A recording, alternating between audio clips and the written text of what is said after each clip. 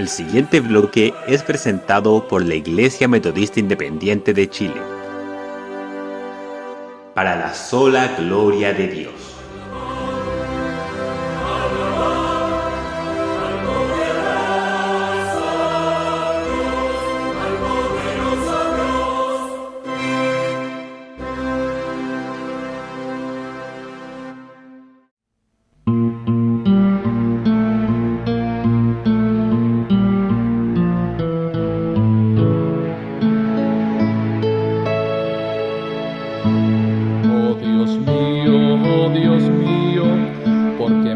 Desamparado, porque estás tan lejos, lejos de mi salvación. Oh Dios mío, clamo en día y no respondes, y de noche no hay reposo, para mí no hay reposo. Mas yo soy gusano y no hombre, oprobio de los hombres y despreciado del pueblo. Los que me ven me escarnecen, estiran la boca y menean cabezas diciendo: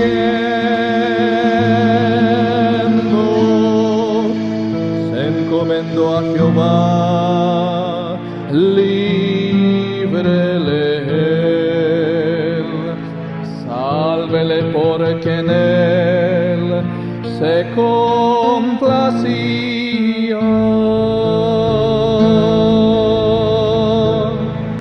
He sido derramado como las aguas, se descoyuntaron mis huesos, se derritió mi corazón dentro de mis entrañas, secóse todo mi vigor. Mi lengua pegóse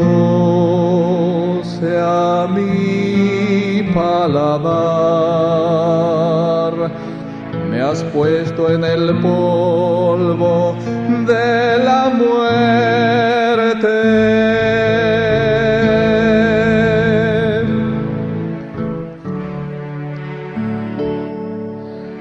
Los que teméis a Jehová, alabadle, glorificadle, descendencia de Jacob, y temed vosotros, descendencia de Israel, porque no menospreció la aflicción del afligido, ni escondió su rostro cuando a él clamó.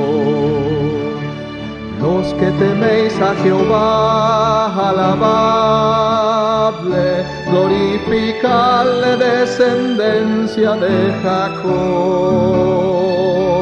De ti será mi alabanza en la congregación, vivirá nuestra alma para siempre. El que busca alabará a nuestro Dios.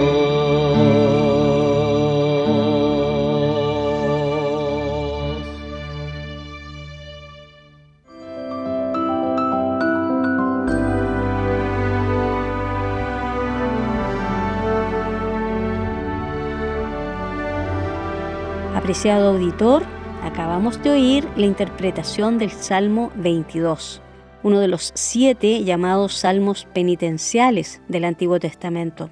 Este salmo se parece mucho al Salmo 102, que será en realidad el foco de nuestro podcast de hoy. Ambos son llamados salmos penitenciales, es decir, expresan súplica a Dios, una petición de ayuda y de misericordia. Pero además, ambos son denominados salmos mesiánicos, porque hablan del sufrimiento, la agonía y la oración de Jesús, el Cristo, el Mesías, en el huerto del Getsemaní, previo a su crucifixión. La interpretación que oíamos lo refleja muy claramente. Y en nuestra meditación de hoy, el pastor Tony Ochoa nos introducirá precisamente en el estudio del Salmo 102. Y esto lo hará tomando como punto de partida el capítulo 1 de la Epístola a los Hebreos, que realza la persona del Mesías. Así pues, la oración del Mesías en su aflicción antes del Calvario nos conducirá hasta su exaltación por su victoria en la cruz y en la resurrección. Les invitamos entonces a acompañarnos en este profundo estudio de las Sagradas Escrituras que culminaremos en nuestra próxima edición. El Señor les bendiga con nuestro programa de hoy.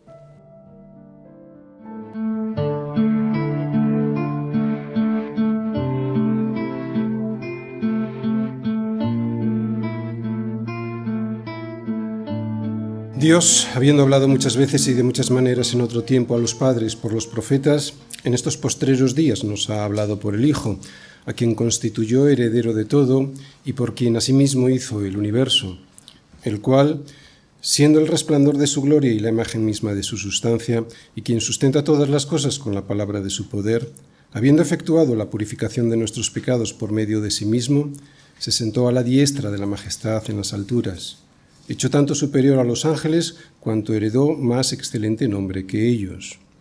Porque ¿a cuál de los ángeles dijo Dios jamás, mi hijo eres tú, yo te he engendrado hoy, y otra vez, yo seré a él padre y él me será a mi hijo?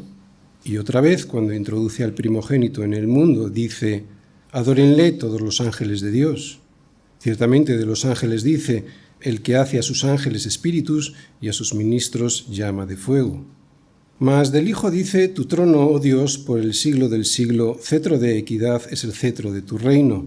Has amado la justicia y aborrecido la maldad, por lo cual te ungió Dios, el Dios tuyo, con óleo de alegría más que a tus compañeros. Vamos a resumir lo que Hebreos nos quiere mostrar sobre la superioridad de Jesucristo y que hemos leído en estos versículos. Recordemos que estos judíos cristianos podrían estar dudando sobre si la palabra dada por Jesús estaba por encima de la que habían recibido de Moisés por medio de los ángeles. Y va a demostrarles con las Escrituras que Él no solo es superior, sino que lo que ellos tenían revelado en la palabra les apuntaba precisamente a que Jesucristo era el Mesías. Así que lo que les enseña en esta carta, o por lo menos en estos primeros versículos, es que Jesucristo es superior a los ángeles, por dos motivos, por derecho propio y también por designación del Padre. Primero, por derecho propio, como Hijo de Dios, debido a su naturaleza divina. De hecho, Jesucristo es el creador de todo, como hemos visto en el versículo 2. Y segundo, por designación del Padre, como Jesucristo hombre, al haberle resucitado, ascendido y glorificado, y estar sentado a la diestra de la majestad en las alturas, como vimos en los versículos del 3 al 5. Tercero, por eso, por derecho propio y por designación del Padre, los ángeles le deben adoración, como podemos comprobar en el versículo 6. Cuarto, además, Él es superior a los ángeles porque estos no son nada más que siervos suyos creados por Él, como vimos en el versículo 7. Y quinto, sin embargo, el Padre dice del Hijo que está sobre un trono que es eterno y que ejerce un gobierno justo, por lo que le podemos llamar Rey de Reyes y Señor de Señores. Versículos del 8 al 9, esto es lo que hemos visto. Este sería el resumen de estos 9 primeros versículos del capítulo 1 de Hebreos. Ahora, en los próximos versículos del 10 al 12, el autor nos explica también a través de las Escrituras lo que ya había apuntado antes. Primero, que Jesucristo es el creador de todas las cosas, y segundo, que Él es eterno. Versículos del 10 al 12. Y tú, oh Señor, en el principio fundaste la tierra, y los cielos son obra de tus manos. Ellos perecerán, mas tú permaneces, y todos ellos se envejecerán como una vestidura, y como un vestido los envolverás, y serán mudados. pero tú eres el mismo y tus años no acabarán. La eternidad de Cristo. El mundo pasará, Él es eterno e inmutable. Hebreos capítulo 1, versículos del 10 al 12. Muy bien, el tema que el autor de Hebreos nos presenta hoy es el siguiente, la demostración, en este caso a través del Salmo 102, de que Jesucristo es Dios eterno, inmutable y creador de todo el universo. Y este tema lo voy a exponer a través del siguiente esquema. Primera parte, introducción, el Salmo 102 en su contexto, versículos del 10 al 12. Segunda parte, Jesucristo, Dios creador, versículo 10. Tercera parte, el mundo pasará, versículos 11 y 12, primera parte. Cuarta parte del sermón, Jesucristo permanece para siempre, versículo 12, segunda parte. Comenzamos. Primera parte, introducción, el Salmo 102 en su contexto. Y tú, oh Señor, en el principio fundaste la tierra y los cielos son obra de tus manos. Ellos perecerán, mas tú permaneces, y todos ellos se envejecerán como una vestidura, y como un vestido los envolverás, y serán mudados.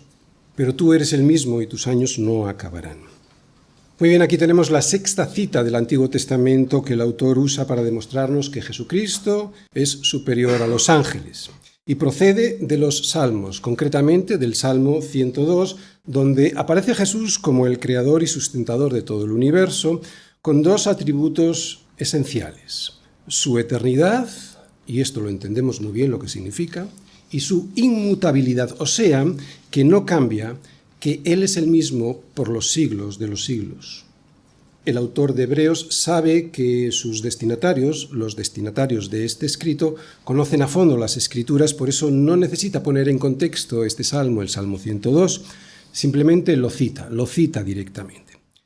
Sin embargo, todos nosotros necesitamos entenderlo especialmente a la luz que puede arrojar el Nuevo Testamento sobre el Antiguo Testamento, y esto es lo que vamos a hacer ahora antes de profundizar en estos versículos de Hebreos 1, versículos 10 y 12. Por eso, lo primero que vamos a hacer todos es ir al Salmo 102 y lo leemos.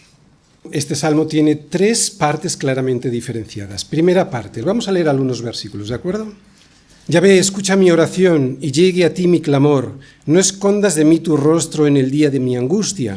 Inclina a mí tu oído. Apresúrate a responderme el día que te invoque, porque mis días se han consumido como humo y mis huesos cual tizón están quemados.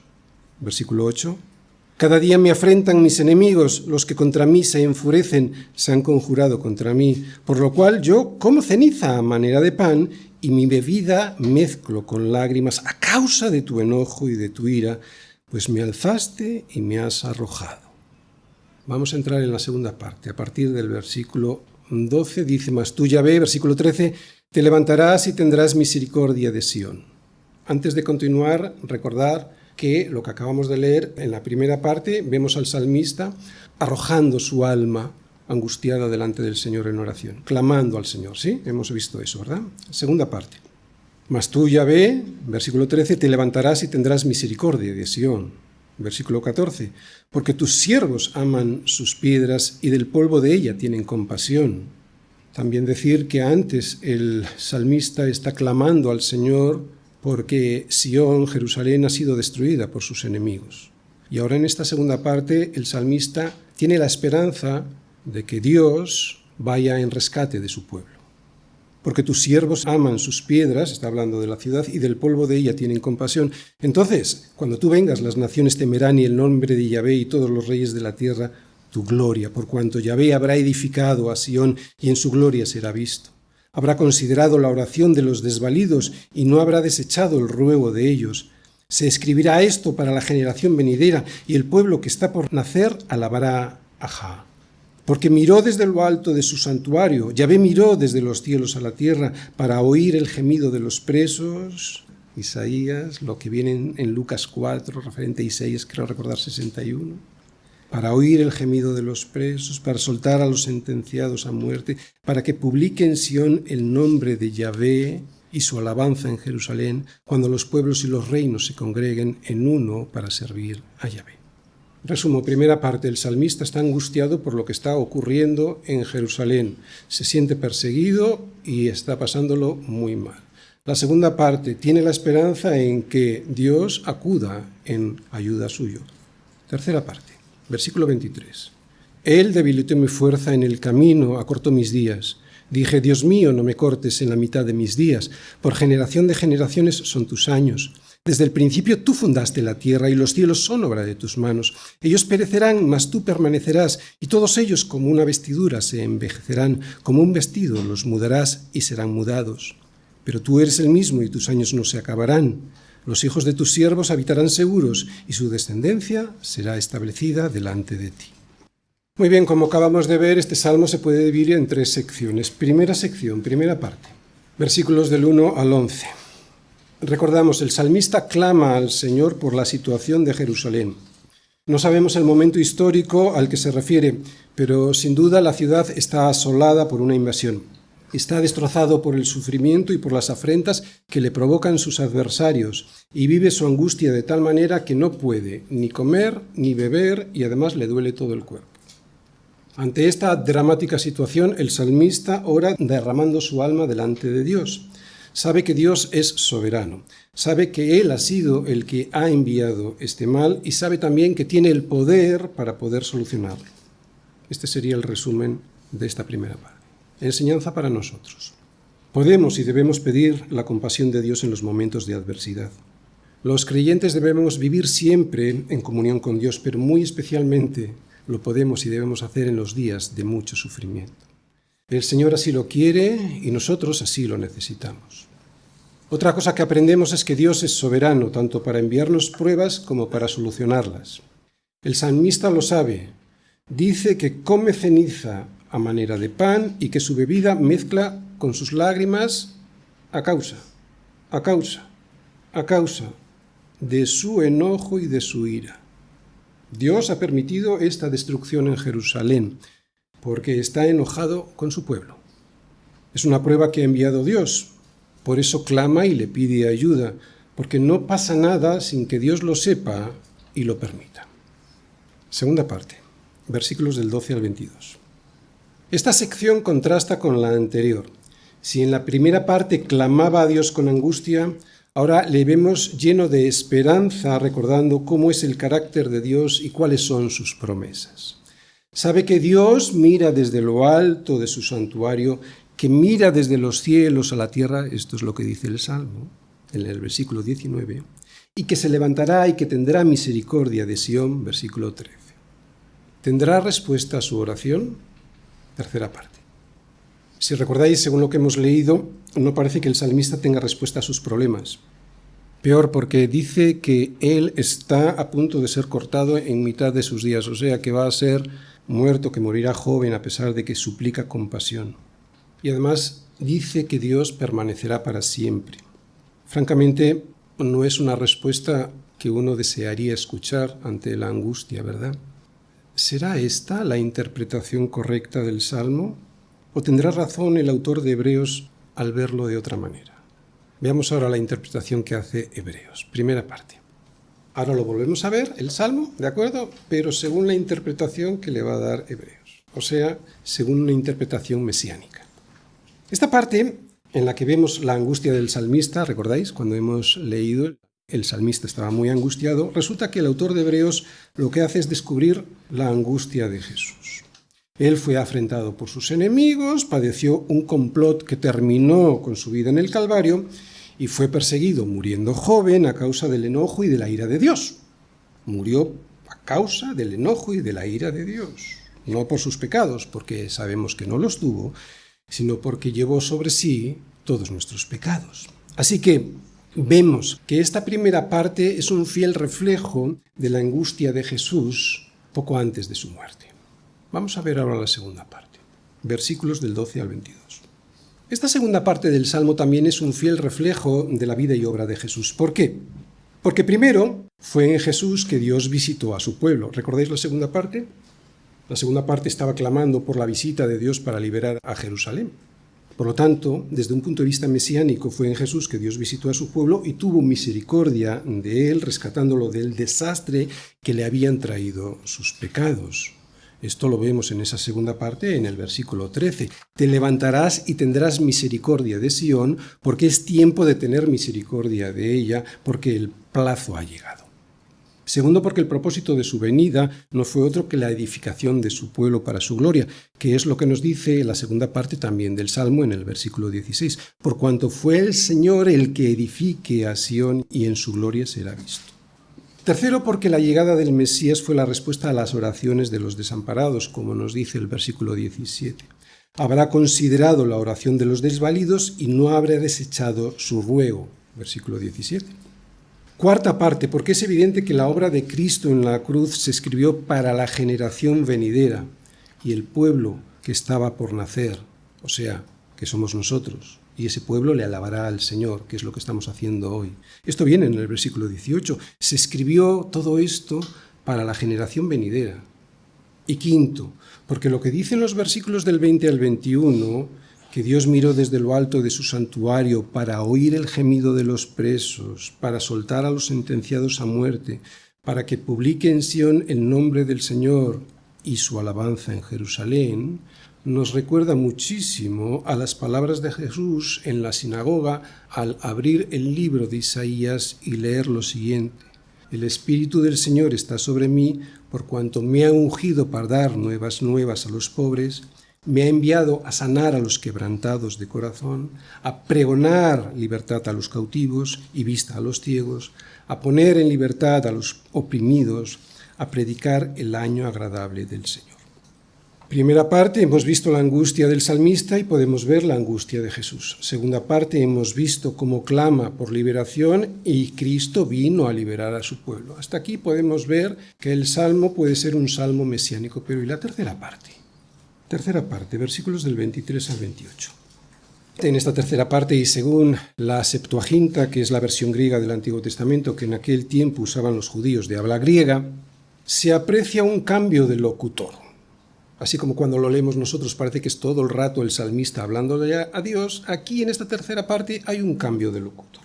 No es el salmista el que se dirige a Dios, como parece que dice nuestra versión, es Dios quien se dirige a él. Por eso, y desde un punto de vista mesiánico, entendemos que es el Padre en esta tercera parte del Salmo el que se dirige al Hijo desde el versículo 25. Tú, Señor, desde la antigüedad fundaste la tierra y los cielos son obra de tus manos, y así hasta el final del Salmo. Quiero que volvamos al Salmo 102, pero desde el versículo 25 para que lo veamos de esta manera, como lo leeríamos en la versión de la Septuaginta. Según el autor de Hebreos, ahora le responde Yahvé al salmista, o sea, en este caso, a Jesucristo, si es que este salmo fuera un salmo mesiánico. Hijo mío, desde el principio tú fundaste la tierra y los cielos son obra de tus manos. Ellos perecerán, mas tú permanecerás, y todos ellos como una vestidura se envejecerán, como un vestido los mudarás y serán mudados. Pero tú eres el mismo y tus años no se acabarán. Los hijos de tus siervos habitarán seguros y su descendencia será establecida delante de ti. Así que ahora, y siguiendo al autor de Hebreos que usa esta Biblia judía en versión griega, la Septuaginta, el Salmo ya se entiende mucho mejor. Cristo le está pidiendo al Padre que no le lleve en la mitad de sus días, ¿recordáis? Muriendo joven. Y el Padre le responde que sus días, sus años, no tendrán fin. Además, el Padre le responde algo que nos afecta a nosotros, que los que le sirvan a Jesucristo tampoco acabarán sus años. No tenemos las palabras de Jesús en el sufrimiento en Getsemaní, pero ¿te imaginas que esta fuera la conversación que tuvieron el Padre y el Hijo poco antes de que Jesucristo, entregara su vida en la cruz por nuestro rescate? Pues si este es un salmo mesiánico, que lo es, entonces esta tercera parte sería una profecía del diálogo del Padre con el Hijo en aquellos días de angustia antes de morir. Yo creo que es lo que el autor de Hebreos cree cuando más adelante dice: y Cristo en los días de su carne, ofreciendo ruegos y súplicas con gran clamor y lágrimas al que le podía librar de la muerte, fue oído a causa de su temor reverente. Bien, pues ahora con esta información ahora sí podemos ir a Hebreos y comprobar lo que realmente quiere decirnos este autor al citar el Salmo 102. Segunda parte. Jesucristo, Dios creador. Y tú, oh Señor, en el principio fundaste la tierra y los cielos son obra de tus manos. Bien, en este versículo 10 vemos fundamentalmente tres cosas. La I, esa conjunción copulativa, oh Señor, y en el principio. Primero, la conjunción copulativa y significa lo que ya hemos dicho en la introducción, que es el Padre el que le sigue hablando al Hijo. Ahora estamos en Hebreos, no estamos en Salmos, ¿de acuerdo? Es el Padre el que le sigue hablando al Hijo. Fijaos o recordad la secuencia. Porque ¿a cuál de los ángeles dijo Dios jamás? Está hablando el Padre del Hijo, versículo 5 de Hebreos 1. Otra vez, cuando introduce al primogénito en el mundo, dice, versículo 6. Más del Hijo, dice, versículo 8. Y ahora en el 9, y. O sea, del Hijo dice, y esto lo está diciendo del Hijo. ¿Entendemos? Lo que significa pues es ahí, es que el Padre se dirige al Hijo de nuevo, como ya hemos analizado en el Salmo 102 al leerlo en clave mesiánica. ¿De acuerdo? Segunda cosa que vemos en este versículo. Lo que vemos es que el Padre le llama al Hijo Señor, que es como se lee en la versión de la Septuaginta. En el versículo 8 ya le había dicho algo similar. Mas del Hijo dice: tu trono, oh Dios. Y tercero que vemos ahí es lo siguiente, es que el Padre dice del Hijo lo que ya nos había dicho al principio de su escrito en Hebreos, que Cristo fue el que creó los cielos y la tierra, pero así como antes lo había dicho por inspiración divina, ahora lo dice apoyándose en las Escrituras, concretamente apoyándose en el Salmo 102. ¿Y cuándo ocurrió toda esta creación? Pues la redacción del versículo nos recuerda el inicio de la Biblia en Génesis 1:1. En el principio creó Dios los cielos y la tierra, lo que seguramente el autor de Hebreos habrá hecho de forma premeditada para que sus destinatarios, recordáis que no tenía muy claro quién era Jesús, para que sus destinatarios tuviesen claro que Jesús es Dios y por lo tanto superior a los ángeles. Enseñanza para nosotros, más bien una reflexión. Yo recuerdo recién convertido que cuando iba conduciendo con mi coche por las carreteras de montaña, no dejaba de maravillarme ante todo lo que tenía delante. Valles, prados, árboles, tonos diferentes de verde que contrastaban con el azul del cielo. Todo lo que veía me parecía impresionante. Recién convertido, el Espíritu Santo me hizo sensible a lo que el resto de la gente ni se da cuenta ni reconoce, a la creación de Dios como la creación de Dios. Y a pesar de los años que han pasado, hoy sigue siendo igual. Yo le doy muchas gracias a Dios porque cuando sigo viendo los mismos valles y montañas, el mar, los cielos y las estrellas, aún hoy me recorre un sentimiento de sorpresa, admiración y gratitud a Dios por haberme hecho sensible a su creación, lo que además me pone en mi lugar porque me ayuda a reconocer mi pequeñez. Hay una verdad que este mundo nos esconde a pesar de estar claramente expuesta delante de nosotros, y es esta: que fue Dios en Jesucristo el que fundó la tierra y los cielos con sus manos. Mi hermano, no dejes de asombrarte de esta verdad, porque el asombro es el primer paso para la verdadera adoración que Él se merece por todo lo que ha hecho. No te acostumbres a esta verdad, porque aunque la verdad nos parece algo corriente, no lo es. Tú lo ves todos los días, pero es un milagro de Dios, la creación. Y la creación es la verdad de Dios puesta delante de nosotros.